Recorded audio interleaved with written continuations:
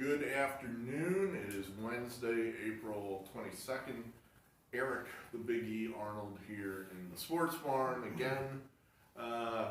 With me here this afternoon is my brother Mark Arnold, keeper of all things Philadelphia sports related. We're not going to talk about Philadelphia sports necessarily in this video, other than I'm sure every point we bring up will somehow be related back to the Philadelphia Eagles by my brother.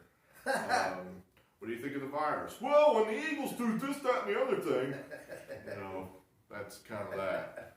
But we're going to talk NFL draft. What we got here is this list here are the top 22 players as ESPN currently has it on their website. And then we got the draft order here.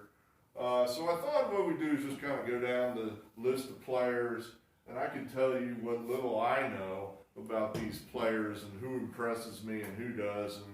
And I believe Mark here knows more about what these teams need. I've never, as I said in the previous video, I'm not a need guy. I've always been a believer in take the best player. I mean, if you have two starting offensive tackles, but you see a guy there that you think's a perennial Pro Bowler, why the hell would you not take that guy and just work it out, man? And trade somebody, Why? If you know the guy can play, just take him rather than trying to fit a square peg into a round hole. But Mark of course figures if I need a safety, then by God I've got to take a safety. It just depends where things fall. We had said something about quarterbacks because that's the most important position, obviously. I say the Eagles do need a quarterback. Mike, of course, says no, of course not. See, now we're talking about the Eagles. I said we weren't going to do that. What are the quarterbacks here in this draft? Well, you have Joe Burrow, Tua from Alabama. Herbert, he's not even listed here. He's from Oregon. Justin Herbert, right?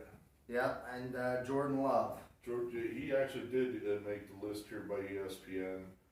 Jordan Love from Utah State, in case you haven't seen him play. So what do you think of these guys? I mean, do you see any Hall of Famers on there as far as the quarterbacks go? Let's just focus on them first.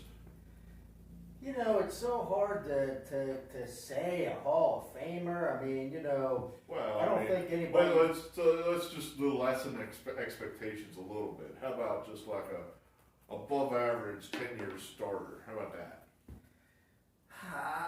I mean, if you're just looking at Joe Burrow and what he was able to do last year, you're going to kind of extrapolate that forward. I mean, he does seem like a guy that's got some kind of innate ability. Like he's a guy that seemed like he was able to make plays. He wasn't just like, hey, I take my 5-7 step drop and, oh my God, if things break down, I'm lost. He didn't look like that. I mean, he looked like a guy that had instinct. I watched some of these games again last night just to refresh my memory. I know at the conclusion of last year, I had basically said to myself, and I'm an Ohio State fan, that's not a secret, that's my alma mater. I said to myself, this LSU team's the best team I've ever seen.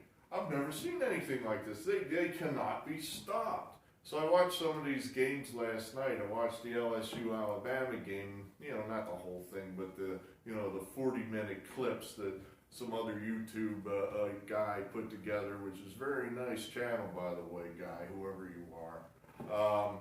And it just reinforced what I thought before. It's like, these guys are unbelievable.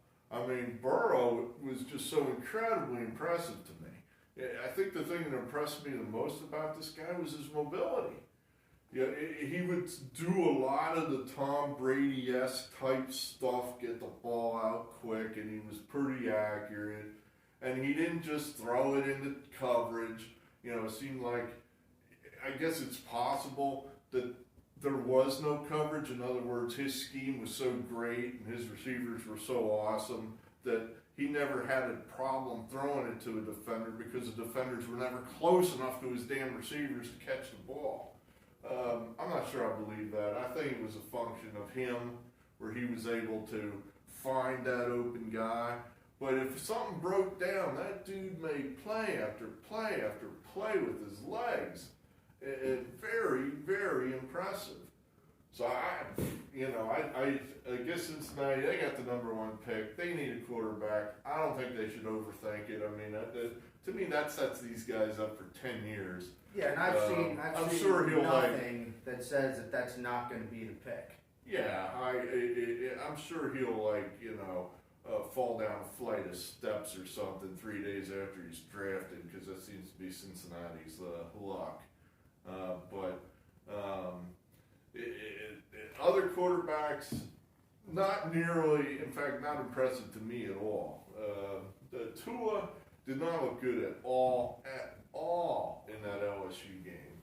He had 2 horrible unforced errors that, largely, you could argue helped cost him the game. I mean, he was running in for a touchdown and then just dropped the ball. Where'd it go? Oh, I fumbled. Oh, there goes 7 points by the board. Yeah. He threw the ball to this guy, unforced error right at the end of the half. That led to another LSU score. I mean, I don't know that you can look at one game in a microcosm and say, oh, well, no, that guy's no good. I think you have to look at the overall package. I mean, I think Tua's got a chance to be a pretty good quarterback. Now, how will that translate to the NFL? I don't know. You're getting into a little bit of, that's where there's, some mystery involved. That's why, when you draft a Ryan Leaf, that maybe the guy's going to suck. I mean, you just, sometimes you just don't know. I don't know. I just kind of, it's been a long time since there's been a good quarterback coming out of Alabama. And, Joe Namath? I mean, I can't think of another Alabama quarterback. Well, I know the answer to this just because I looked it up. Kenny Stabler. Oh, okay, right. And then still, you're going back into like the 70s. Yeah, right. And then before that was Bart Starr. But Bart Starr was like a 17th round pick. That was like, the guy that Bear Bryant wouldn't play. Yeah. I don't even know if Bear Bryant was his coach, frankly. Tua, I don't know where he goes. These mock drafts, I don't follow the mock drafts. I printed one out just for fun here. It didn't even have Tua picked. Well, no, that's not necessarily true. In the first round? Yeah, in the first round from the mocks I've seen, Tua's either going to go to Miami or the Chargers. Well, this is Pete Prisco from CBS. I don't know him. I think Mark resents him because he probably Prisco's a dope. He probably said something negative about the Eagles, like everybody else in the entire world. So you're all dopes if you've ever said the Eagles were not going to win the Super Bowl every year. Prisco's a nitwit. Right. So he does not have oh no, I'm sorry, Mr. Prisco, I read it wrong. You've got it here. He's got Tua going to the Raiders at 12. Yeah, my mistake. All right. Well, it's not impossible if he falls. I know what I saw is significant. He had the Dolphins trading. Dolphins? No, the Dolphins. They were going to take a guy not even on the list here, Justin Herbert. He was going to take him. The Dolphins are taking him here 5th, according to Prisco. And actually, that's potentially correct based on the latest mocks that I've seen. So what about the rest of these guys? Anything stand out to you about the top guys, or not necessarily these guys? Anybody that you've seen that's going to be in the draft? Anything exciting? Anybody you're like, I want that guy? Well, I mean, these top guys, are pretty solid guys. Okuda, the defensive tackle Derek Brown out of Auburn. This Isaiah Simmons, he's supposed to be by far the best linebacker. Yeah. So, I mean, and you know, granted, you know, hey, I'm going on like, you know, what the draft geeks have told me and that sort of thing. You know, did I watch Isaiah Simmons at Clemson? I mean, yeah, I mean, I've seen Clemson games. I don't know. I didn't focus on Isaiah Simmons. Well, let me say this about these two dudes, Young and Okuda. They're solid citizens. They'll be good NFL players. I wouldn't break the bank trading up to get those guys. Chase Young, you know, he's a Bosa. You know, he's going to give you pretty much exactly what the Bosa brothers give you. Which is pretty good. Yeah, it's pretty good, but it's not Reggie White. It's not Bruce Smith. It's not, I don't know, it's Hall of Fame-esque. It's not trade 3 number 1s to go jump up and get Chase Young. No, but let's put it this way, you know, I don't relish the fact that Chase Young is going to be on a team that I got to play twice. No, Chase Young makes the Washington Redskins better. Well, they There's are no the question. Yeah, well, they are the Redskins, so there is a decent chance they're going to fuck that up somehow. You know, somehow. Never underestimate the Daniel Snyder's ability to swoop in and screw things up. Yeah, I mean, everything I've seen says they're going to take Chase Young at number 2, though. Right.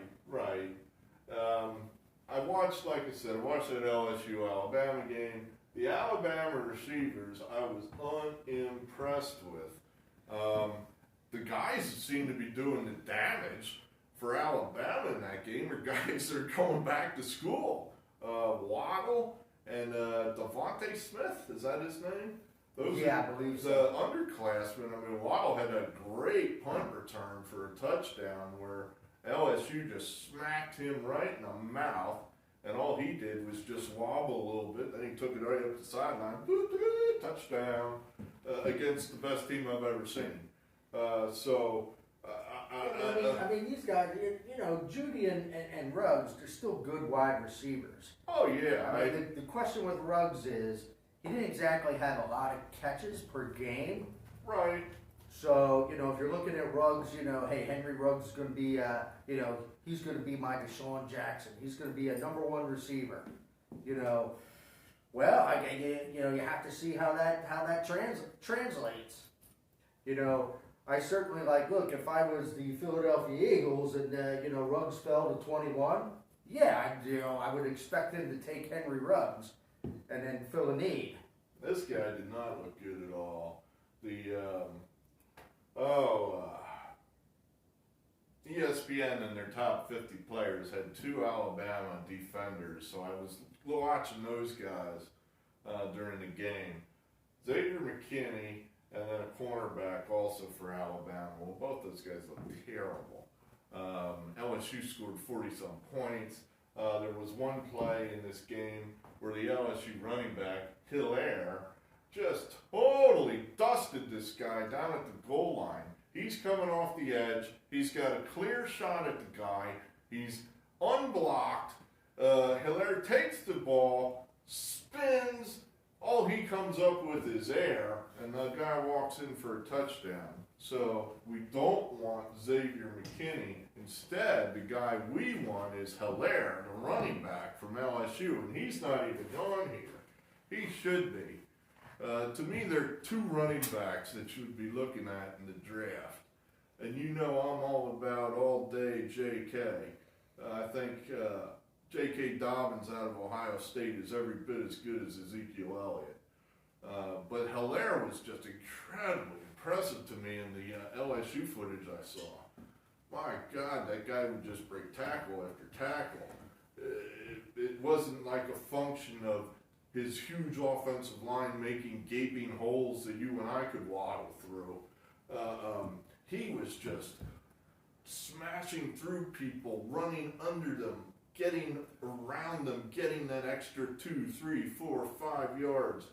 I could take either one of those guys. Hell, if the Eagles, one of their top picks, fell and Dobbins or Hilaire was there, I would take him. Well, I mean, I think that Dobbins, you know, he is going to be there at 21, but I'm not taking J.K. Dobbins at 21. I mean, he's gonna be there later for somebody. You think he'd be there in the second round? Maybe, I don't know. I mean, with these last picks, I mean, who knows what teams are thinking. I mean, running backs, remember, they're not like, this isn't like taking a running back in the 80s. Right, nobody runs the ball anymore, Right, so you're looking at value. right? And I'm not as high on J.K. Dobbins as you are. Right. I hate the Cowboys, but I don't think he's Ezekiel Elliott. Well, maybe just because the Ohio State didn't win the national championship. If Ohio State had gone on and won that Clemson game, and then Dobbins had a great game against LSU, do you think he'd be higher up on the food chain than he is now? I don't know. I mean, it's hard to say. I mean, I think J.K. Dobbins is a good running back. I just don't know that he's going to get taken in these first 25 picks or so. Yeah. Yeah. I mean, as far as the rest of these guys go, C.D. Lamb, that's a hot name. He's the best wide receiver of the bunch. He's going to be the first wide receiver off the board. I don't know. I mean, I'm a big fan of history, as I've told our subscribers, people that have been here more than one time. I have a degree in history. I style myself as a sports historian, and I think you can learn some things that, in other words, Penn State was always known as linebacker U for a reason. They always got those kind of linebackers. That's who Paterno recruited. He wanted those kind of fast, tough NFL kind of linebackers. And a lot of schools have that type of one-slotted type of athlete that they go after. The point being that I think you could generally get certain kind of positions from certain schools and say, okay, I feel pretty good about that. I got an offensive tackle from USC. Okay, I feel pretty good about that. Or I got a lineman from Wisconsin. But you can't always pigeonhole that. Well, okay, so getting around to my larger point, what was the last good wide receiver to come out of Oklahoma? Granted, I don't remember off the top of my head. I don't remember off the top of my head. Oh, I'll tell you the answer. It's Tommy McDonald. Remember him? Well, of course. And he wouldn't even be, we're from Philadelphia. For those of you that don't know who Tommy McDonald is, which was probably all of you, he's a Hall of Famer. He went to the Oklahoma, and he was about 5'9", and weighed about 180. He wouldn't even be drafted now. He was a Philadelphia Eagle, and he's in the Hall of Fame. All I know is... I know you're saying Hollywood Brown. He has 1 year under his belt down there at Baltimore. So show me more. All I know is of all the draft geeks and all these guys who look at this stuff, they all have C.D. Lamb as the number one. He's the number one. He's the guy that can basically do it all. He can step right in and he can be productive. The Eagles will never be able to trade up for him, but he's going to go. And the first wide receiver comes off the board in these mocks somewhere around 9, Jacksonville. Yeah. And after that, it's like either Cleveland or the Jets. Well, the guy I was impressed with as far as receivers go is Jalen Rieger from TCU. I like him. He's got speed. I like him. Right. I saw him play down in Dallas. They played Ohio State 2 years ago. I was at the game. He gave us trouble. And we've got NFL-type talent in the defensive backfield. Ohio State should be beating TCU by, at least 2 touchdowns, maybe 3. And he gave us all kind of trouble. I mean, that guy must have caught 7-8 passes, almost 100 yards receiving. He's a guy that would be available for the Eagles at 21. Yeah, He might be available after that.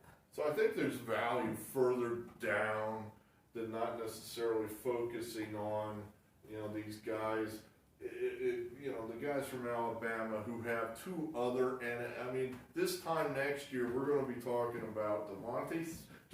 I'll just erase this and put Devontae Smith and I forget his first name, Waddle, and those guys will be in the first round too. And I just think it's easier to get open when you got other NFL type speed on the other side of the field. They can't cover everybody. Let's see what else. Yeah, I don't know what else we have here.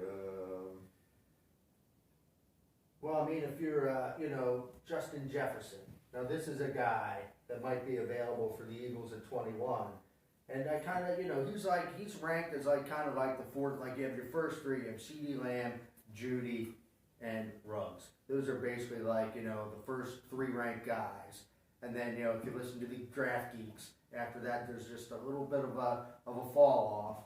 And then you've got your Justin Jefferson, Jalen Reagor. Hey, Brandon Ayuk out of Arizona State. He's a guy that's got a lot of speed. Yeah. So, a guy that's not on here is T. Higgins, out of Clemson. Yeah, my T. Higgins. He's a big guy, 6'4". He's I couldn't. Honestly, I didn't watch a lot of Clemson footage because I figured the key Clemson footage would have been the semifinal game against Ohio State. And I just couldn't stand it, and I couldn't watch it, and so sue me. But, I'm already, on edge with being cooped up in prison, and you're going to make me rewatch the Clemson Ohio State footage.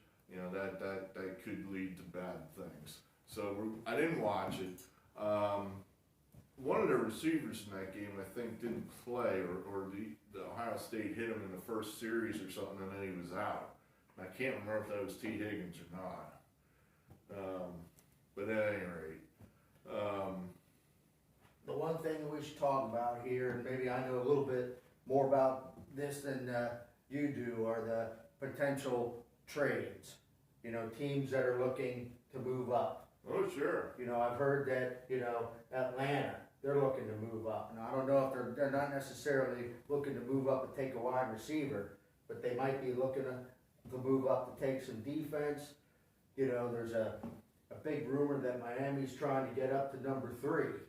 Now, the only reason they would trade up to number 3 is that they want to make sure that nobody else trades up to number 3, because the Chargers are in on that too, because they want to make sure that they get the quarterback that they're looking for. And Miami thinks their quarterback is who?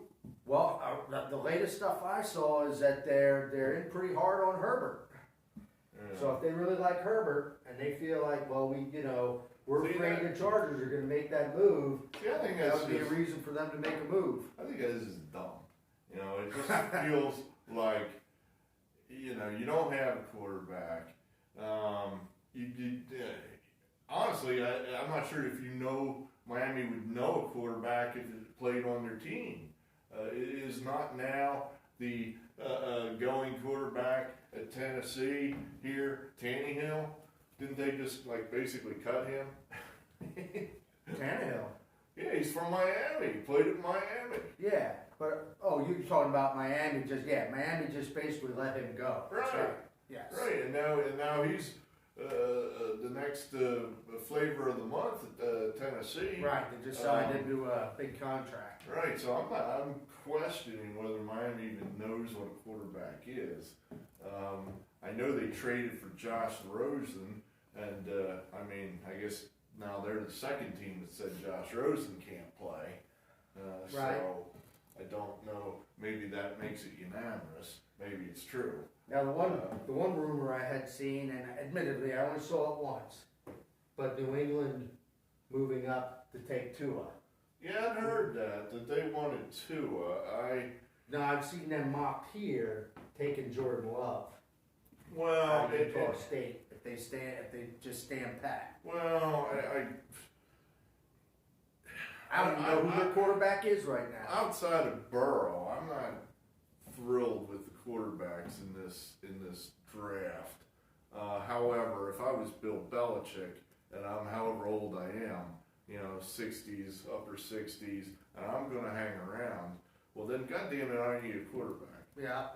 I'm not going to try to win with whatever backup I've got. I don't even know who he has. I have no idea. I guess you could try to win ugly, like you said in a previous video, go get Joe Flacco and try to win that way. But he needs a quarterback, so, you know, I don't know what his plan is. I'm sure, you know, the Emperor has a plan. I'm sure he's going to come up with something. The other big rumor is San Francisco wants to get out of 13. That pick is up for sale. That they want to move down and get more picks. Yeah, I mean, do you see anybody on this board that you would be like, I want to move up, I want to jump up and grab that guy? CeeDee Lamb, he'd be the guy. If the Eagles are going to make a move and jump up. So you're saying then if we're coming down to 13, no one's taking CeeDee Lamb, you would trade whatever you got to trade to jump up and get him? I would definitely make the phone call, and I'd be asking, you know, hey, what do you want? Yeah. You know, let's try to get something done. Right. Yeah, I would do that. I mean, the one I guy, don't expect him to fall that far, but yeah. the one guy that's not on here, but I like, and would love to see him play on the Eagles, is Antoine Winfield from Minnesota. He's a safety. I think, you know, he just strikes me as a guy who has it. Maybe it's the name, you know, because there was an Antoine Winfield Sr., and he was in the NFL, and he was a starter, and he went to a couple Pro Bowls, and he did go to Ohio State, always a big plus with me. Why in the hell Antoine Winfield Jr. went to Minnesota? What's up with that? At any rate, we'll forgive him for that, because I think he's a good player. You know, in the biggest game of the year, or at least the biggest game up until that point, you know, Minnesota, who's been nowhere forever, you know, now they're coming in there with this great, I mean, I can't remember if they were undefeated at the time or not, but they're playing Penn State, who's ranked in the top 5, and he has 2 interceptions in that game. You know, that's really, you know, walking the walk. You know what I mean? Yeah. 2 interceptions in one game. I mean, a lot of these guys, with all their pedigree, they don't have 2, you know, they might not. I know I looked up Okuda here. He has 3 interceptions in the whole college career. You know, I guess you could say that's because no one ever throws at him. I've seen Winfield mock to go somewhere in this latter part of the first round. Yeah, right there. No, not right there. Yeah, right. Anyway, so there's some of our, you know, our thoughts on the draft. I haven't decided what the next video is going to be. The draft's going to happen tomorrow night. So it'll at least give us something to do for a few hours, something to talk about. Any other final thoughts on the NFL draft? No, I just hope that the Eagles go wide receiver. At least 2 wideouts in their first 3 rounds. I want 2 wide receivers by the end of Friday. Yeah, I you know, again, in conclusion, Burrow is the guy that I think is the biggest